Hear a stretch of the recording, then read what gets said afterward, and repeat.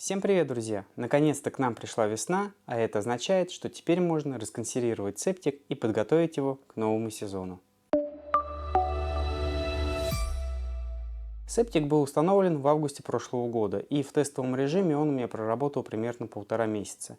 Я убедился, что он работает, исправен и справляется со своей задачей. Так как я в прошлом году не успел завести канализационные трубы в дом, то по осени мне пришлось его законсервировать, чтобы он зимой не замерз. Заводить канализацию в дом я планирую этим летом и надеюсь, что у меня это получится и все пойдет по плану. Ну а сейчас давайте посмотрим, что же случилось с септиком после зимы. На самом деле я переживал больше всего за то, что он внутри замерзнет и его разорвет. Но по осени я туда закладывал пластиковые бутылки с песком и, в принципе, это должно было помочь, чтобы его не разорвало.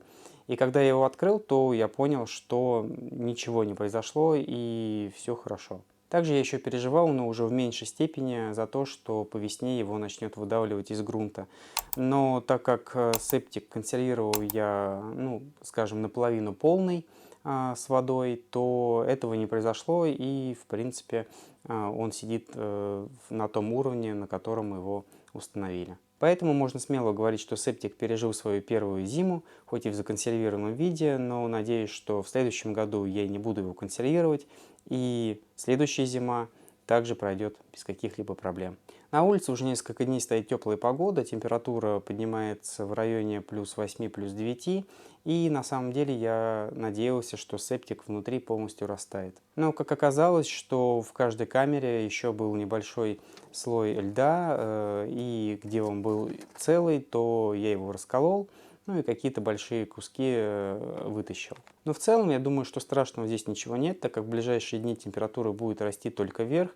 Я думаю, что сегодня-завтра он уже полностью растает. В первую очередь для подготовки септика к работе я достал бутылки с песком, которые туда закладывал осенью, для того, чтобы зимой его не разорвало. Бутылки на всякий случай выкидывать не буду, вдруг этим летом я не успею завести канализацию в дом, и осенью мне опять придется его консервировать. Также осенью из септика я снимал воздушный компрессор и относил его зимовать в дом, так как в доме у меня уже тепло. Поэтому следующим шагом я установил воздушный компрессор обратно в септик и включил его в сеть. Ну что ж, мы проверили, что в септике повреждений нет, установили обратно воздушный компрессор и теперь можно пробовать запускать.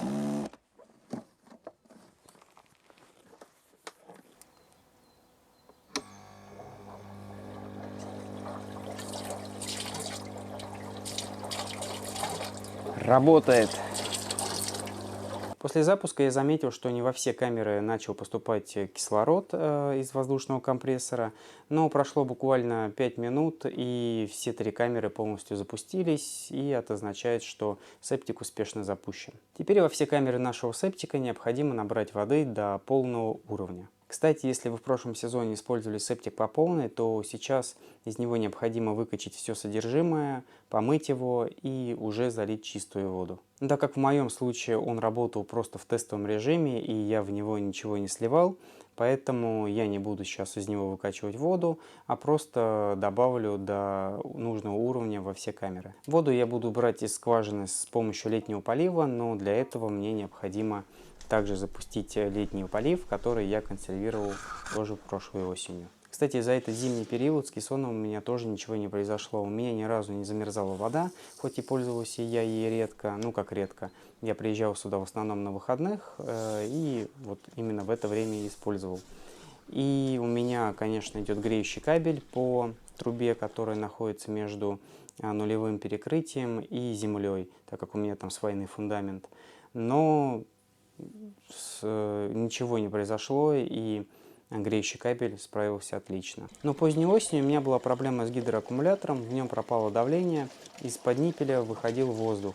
На эту тему у меня был отдельный выпуск, и вот как я эту проблему решил, все, никаких проблем больше в эту зиму у меня не было. Пока все камеры нашего септика наполняются водой, я решил посмотреть, что происходит в точке сброса, но там все отлично, да и проблем там в принципе быть не может, так как вода там у меня не стоит, потому что у меня на участке очень песочный грунт. После того, как я все камеры септика наполнил водой, я решил проверить дренажный насос, как он работает после зимы. Кстати, насос я на зиму не снимал, оставил его в септике. И дренажный насос также с первого раза запустился отлично и работает без каких-либо проблем. И быстро выкачивает воду из септика в точку сброса. Кстати, кто-то из моих зрителей ранее писал, что весной после расконсервации в септик необходимо добавить специальных бактерий для того, чтобы он быстрее запустился и начал выходить на полный объем в кратчайшие сроки. Но я не стал никакие бактерии туда добавлять, так как специалисты, которые мне его устанавливали, сказали, что септик работает только на тех бактериях, которые выходят из кишечника человека, и вот после его запуска они там зарождаются в первую неделю. Не знаю, правильно это решение или нет, что я не буду туда добавлять никаких дополнительных бактерий, но заодно и проверю, насколько быстро септик выйдет на полный режим работы. Сегодня на улице стояла теплая погода, температура поднялась до плюс 15 градусов, и в районе 5 часов вечера я решил пойти проверить септик и посмотреть, что же с ним происходит. Как я и ожидал, в септике полностью растаял лед, и он без каких-либо проблем полностью функционирует. Ну а что же я теперь буду делать дальше? Ну, в самое ближайшее время, я надеюсь, что это будет на майских или уже в летний период, я буду все-таки разводить канализацию под свайным фундаментом. Хочу завести слив под стиральную машинку в котельную, соответственно, в санузел, и на кухню также под раковину. Про разводку канализационных труб я обязательно расскажу в отдельном выпуске. Но на этом я с вами прощаюсь. Надеюсь, что этот ролик был интересен, а кому-то, наверное, и полезен. С вами был Вадим, проект 22 сотки. Всем до новых встреч!